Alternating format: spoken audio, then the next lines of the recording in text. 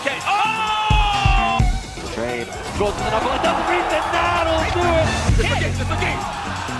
It's the game. $1 million is going to be awarded to Uma. It's been 1 year since Street Fighter 6 released and made huge waves in the fighting game scene. And as always, everyone wonders, who is the best character? Who had the most results in the past year? And how did the meta progress without any big balance patches for a full year? Let's talk about it.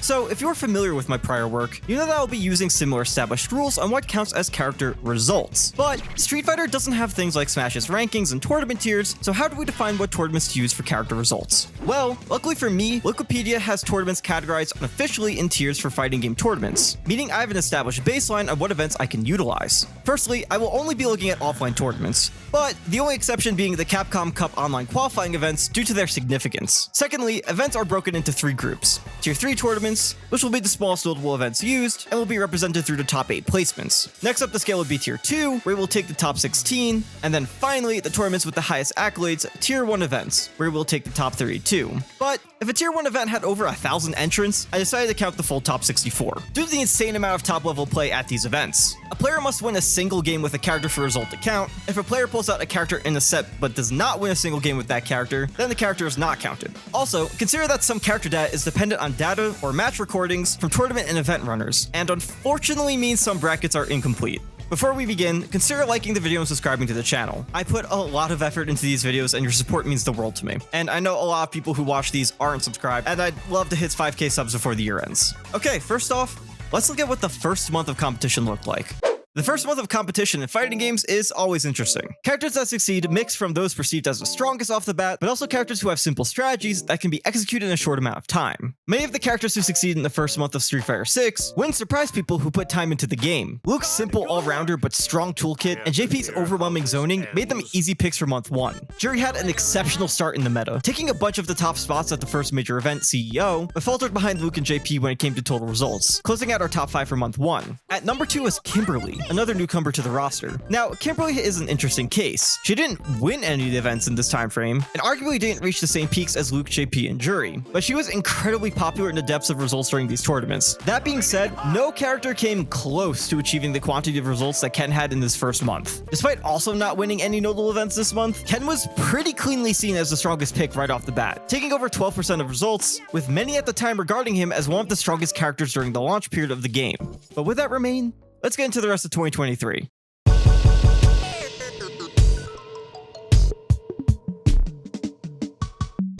So, let me explain the percentages that I was showcasing earlier. I call these placement percentages. A placement percentage signifies a percentage out of all counted tournament results for the tournaments listed on Wikipedia during 2023 based on the rules laid down earlier. Of the 18 launch roster characters plus the 2 additional DLC characters that were released during 2023, every single character managed to pull over 1% of results tallied. For the first half year of the game, this is still pretty impressive. Characters were getting results across the board, even the ones considered at the bottom of the barrel. The 2 DLC characters that were released in 2023 both remained in the bottom 5. Rashid and Aki, both characters on their release, weren't seen as the strongest characters, not gaining a ton of traction during this time frame. From the base roster, Zangief and Jamie joined the others at the bottom, but arguably the worst character at the beginning was Lily. So, what made Lily so bad? Firstly, she was pretty much screwed if she got cornered, especially early in the game. She didn't have any invulnerable reversal moves that didn't require using a super meter. That combined with stubby jabs and a slow startup on level 1 super, the corner sometimes felt like an endgame. On top of that, her character revolves around win stocks. She needs to utilize these stocks on her specials to get things going. Now, looking into the top 10, you'll see Kimberly falling out of the top 5. She was still popular, but players were starting to figure out how her gimmicks and setups work and how to play around her in neutral. I mainly wanted to highlight the top 4. At the bottom of this list is Juri. Right off the bat, Juri already made an impressive showing at CEO as mentioned earlier, but the character saw incredible success globally. While she didn't find any major wins during this time period, players such as Just a Kid, Nephew, Kills You, and Reichman's Barnett led the pack and claimed numerous tournament wins for the South Korean Psycho.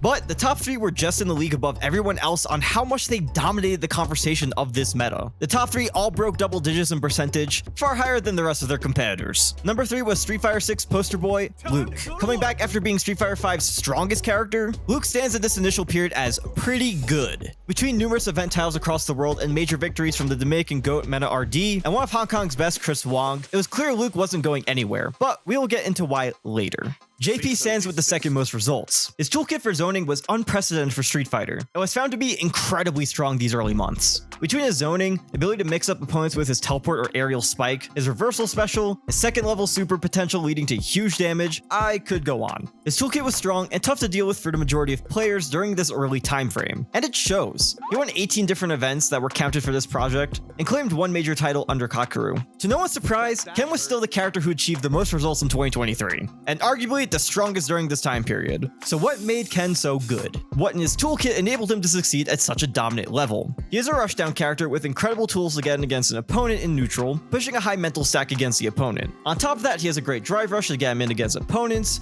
great pressure, great combos and conversions, great damage. To some people, great everything. He also has amazing corner carry, meaning more opportunities to push people into the most disadvantaged state than other characters during neutral openings. Ken had 2 major wins from UAE player Angry Bird, including the first Street Fighter 6 EVO title, and of course, numerous title wins at smaller events as well. Okay, let's take a moment to look at the qualitative results. JP had the most event wins in 2023, with, as mentioned earlier, 18 wins. Following behind him is Ken, and then surprisingly in third is DJ. While DJ had no major wins, he has seen successful first placements in predominantly North America, Asia, and Africa. E Honda, Ryu, Jamie, Lily, and Aki all remained with 0. Not finding any first place during 2023. The character to actually win the big major events though were popular characters such as Ken, JP, Luke, Jury, but also characters further down the placement percentage graph such as Dalsum, Chun-Li, Blanca, and Rashid. So that covers 2023, but that isn't the full year 1. No. Street Fighter 6 came out in June, so we're going all the way around to the release date. Buckle on in, because there were some changes in 2024, and it's time to go beast mode, baby! Make it look like you can punish. This should do it right here. Gotcha, Coon. Oh, you can't. This is the game. This is the game. Life support. Wait, dude, this is insane. And the amnesia finally comes out. With low vitality, and he gets through it. Wow, what a smooth criminal.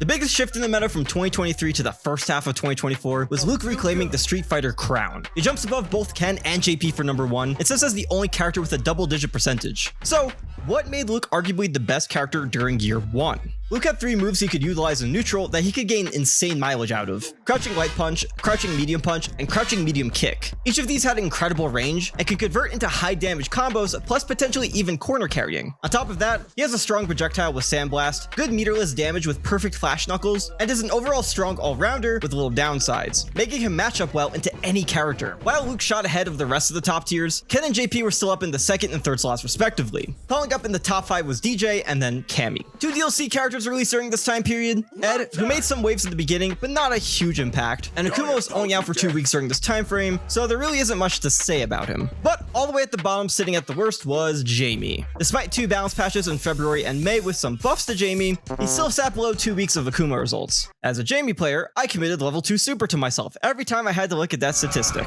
Characters such as Lily, Aki, Zangief, and Chun-Li saw big upswings compared to 2023, but no character really rose up the ranks to the extent that Rashid did. Climbing up 9 spots, Rashid broke into the top 10 after players started to figure out how strong his kit was, with Japanese player Gachi-kun leading the charge. While on the other side of the pendulum, Jury, Kimberly, Marisa, and Ryu all saw declines in their results, with Kimberly falling out of the top 10 completely. But the biggest decline went to Dalsum, who dropped 8 spots across the cast and stands as the 2nd worst base roster character in results for the first part of 2024. Now, in terms of who was actually winning tournaments during this time frame, number 1 was still Luke, having a diverse set of unique players all achieving results. But not far behind him was JP, Rashid, Blanca, and Guile. But what about the big major winners? Mina RD claimed 2, 1 under Luke and 1 under Blanca. Uma won the $1 million Capcom Cup. With Jury, Gachi-kun took the last major on this time period, winning DreamHack Dallas. But most surprisingly on this list is Lily, with El Chacote taking Combo Breaker. Lily received some buffs to her kit in the May update of the game, but no one expected Lily to immediately take a major that weekend with the changes she got. Insane props to El Chacote for his victory. Something that always interests me is how metas develop in comparison to different parts of the world. Let's compare North America, East Asia, and Europe with how different characters succeeded in these different regions during year 1. It should be no surprise that Luke, JP, and Ken make up the top 3 in all 3 regions. But each one took number 1 in a different region: Luke in NA, JP in Asia, and Ken in Europe. Jury, DJ, Cammy, and Marisa made the top 10 in all 3 regions, while Guile, Chun-Li, Kimberly, and Blanca made it in 2 out of the 3. Uniquely to only Asia's top 10 was Rashid, the only region to truly capitalize on the DLC character during this year.